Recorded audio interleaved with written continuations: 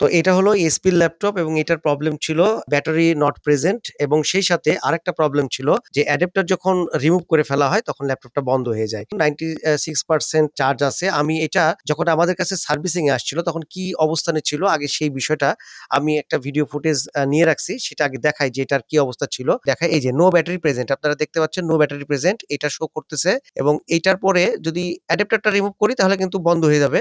এই সময় আমি ব্যাটারিটা চেঞ্জ করছিলাম। তো আমি ব্যাটারিটা একটু দেখাই দিই। ব্যাটারিটা হলো এটা ছিল ওল্ড ব্যাটারি। ঠিক আছে? আর এটা হলো নিউ ব্যাটারি।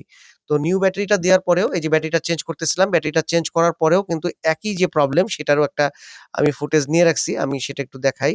যখন আমি নতুন ব্যাটারি লাগাইছি তখন যে বিষয়টা আমাদের সামনে চোখে আসলো সেটা হলো এটা 100% মানে ব্যাটারি 100% ফুল চার্জ বাট অ্যাডাপ্টারটা টেনে নিলে কিন্তু ল্যাপটপ কি হবে? বন্ধ হয়ে যাবে। তো সেই অংশটাও আছে। আমি আগে সেই অংশটা একটু দেখাই দিই। যেই অ্যাডাপ্টারটা রিমুভ করব ঠিক তখনই ল্যাপটপ বন্ধ। তো এখন দেখেন ল্যাপটপ কিন্তু রানিং। ঠিক আছে? এই যে অ্যাডাপ্টার ছাড়াই কিন্তু চলতেছে। তার মানে আমরা যে সিচুয়েশন এ ছিল সেই সিচুয়েশন থেকে এখন কিন্তু প্রবলেমটা সলভ হয়েছে আশা করা যায়। তো আমি এখন হচ্ছে অ্যাডাপ্টারটার লাইন আবারও দিলাম এবং লাইন দেওয়া মাত্রই আমি এখান থেকে দেখাই। লাইন দেওয়া মাত্র এই যে চার্জিং এ চলে গেল 96% চার্জিং। এই মাদারবোর্ড গুলো সাধারণত কি প্রবলেম হয় এই ধরনের যদি ব্যাটারি ইস্যু হয় তাহলে সেক্ষেত্রে আমরা কি জিনিস চেক করতে পারি সেই বিষয়গুলো নিয়ে আমি কম্পিউটার স্ক্রিন থেকে আপনাদের সাথে শেয়ার করব। যার কারণে আমি এই ল্যাপটপের এই মাদারবোর্ডের হচ্ছে পিকচারটাকে রাখছি এবং সেই সাথে ডায়াগ্রাম রাখছি। আমি যখন কাজ করতেছিলাম সেই সময়েরও একটা জাস্ট আমি একটা ভিডিও নিয়েছিলাম। কোন রেজিস্টর চেঞ্জ করতে হইছে এবং কোন মসফেট চেঞ্জ করতে হইছে সেই জায়গাগুলোর জাস্ট আমি ইনফরমেশন গুলো নিয়ে রাখছি। তো চলেন আমরা এখন দেখব যে আসলে এই যে মাদারবোর্ডটা আমরা রেডি করছি এখন এই ধরনের প্রবলেম হলে যে চার্জ উঠতেছে এবং যদি আমরা একটু অ্যাডাপ্টারটা রিমুভ করব, একটু অ্যাডাপ্টারটা রিমুভ করো। তো আমরা যদি দেখেন অ্যাডাপ্টারটা খুলে নিই, এখন কিন্তু এই মাদারবোর্ড চলতেছে। ল্যাপটপ কিন্তু আর অফ হচ্ছে না। আবারও আমরা দেব, তাহলে আবারও চার্জ নিয়ে নিবে।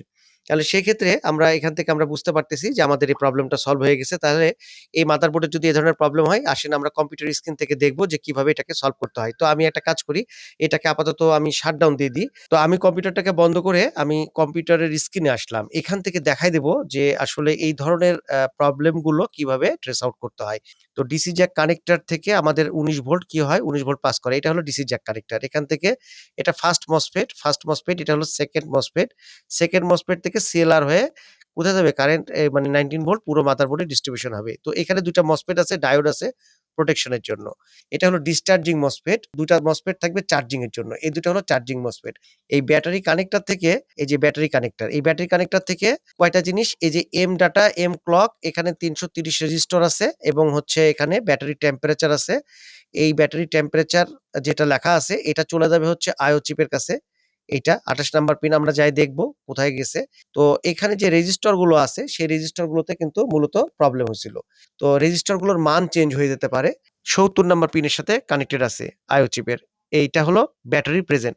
এইখানে যে রেজিস্টরটা আছে, ব্যাটারি প্রেজেন্টের যে রেজিস্টরটা আছে, এই রেজিস্টরটা 1 কিলো ওহম রেজিস্টর। এই রেজিস্টর আমাদেরকে চেক করতে হবে। তারপরে হলো এখানে যে 3 ভোল্ট পিসিও মানে এলডিও যে ভোল্টেজটা আছে ২০০ কিলো ওহম রেজিস্টরের সাথে এটা পুল আপ করা আছে। এইখানে এই রেজিস্টরটাকে আমাদেরকে মাপ দিতে হবে। রেজিস্টরের মান চেঞ্জ আছে কিনা সেটা আমাদেরকে দেখে নিতে হবে। এখানে আপনার এম ডাটা এবং এম ক্লক মানে ডাটা ক্লকের এখানে ৩৩০ ওহমের রেজিস্টর গুলো আছে। এগুলোকে আমাদেরকে চেক করে নিতে হবে। এই রেজিস্টর গুলো কিন্তু প্রবলেম হয়ে গেছিল। তো আমি সেজন্য ভিডিওতে ওই জায়গাগুলো আমি দেখাইছিলাম। আমি আরেকটু ভিডিওটাকে প্লে করব। প্লে করে আমি আপনাদেরকে দেখাচ্ছি।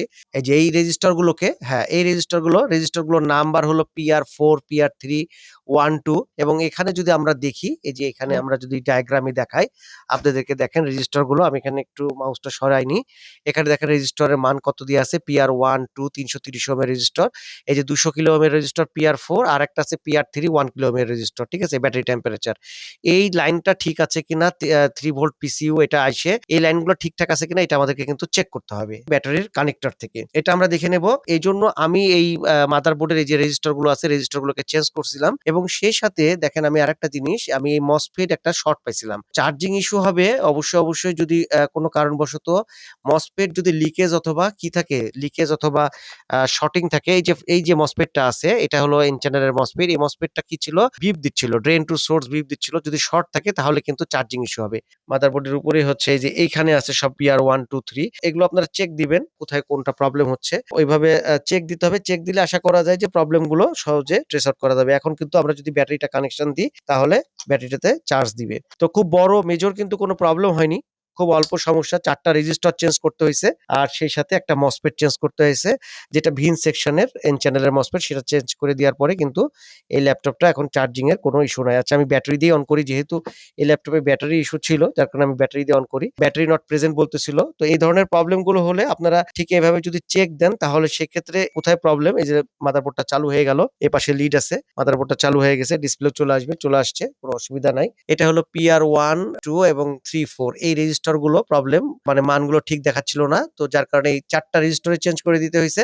৪ টা রেজিস্টর চেঞ্জ করে দিয়াতে কিন্তু আমার এই ল্যাপটপটা একবারে ওকে অবস্থাতে চলে গেছে। এখন কিন্তু ব্যাটারিতে ব্যাকআপ দিচ্ছে। কোন রকম সমস্যা নাই। এইটাই ছিল মূলত আজকের ইনফরমেশন এইচপির ব্যাটারি চার্জিং ইস্যু নিয়ে। আমি আবারও অ্যাডাপ্টারটা দেব। এই ধরনের প্রবলেম হলে আপনারাও স্টেপ বাই স্টেপ কাজ করবেন। সবকিছু ঠিকঠাক আছে কিনা দেখবেন। তাহলে সেক্ষেত্রে আশা করি আমি একটু এখানে কানেকশন এখানে দিয়ে কত পার্সেন্ট চার্জ আছে সেটা একটু দেখব। তো এটাই ছিল আজকের ভিডিও। আজকের ভিডিও সম্পর্কে অবশ্যই আপনারা কমেন্ট করবেন। যদি ভিডিও ভালো লাগে তাহলে অবশ্যই এটা লাইক দিবেন। আর আমাদের এই ছোট্ট চ্যানেলে আপনারা যারা নতুন এখনো সাবস্ক্রাইব করেন নাই, অবশ্যই সাবস্ক্রাইব করে পাশে থাকবেন। তো কথা হবে গাইস অন্য কোনো ভিডিওতে সে পর্যন্ত সবাই ভালো থাকবেন সে আশায় আজকের মতন আল্লাহ হাফেজ। আসসালামু আলাইকুম।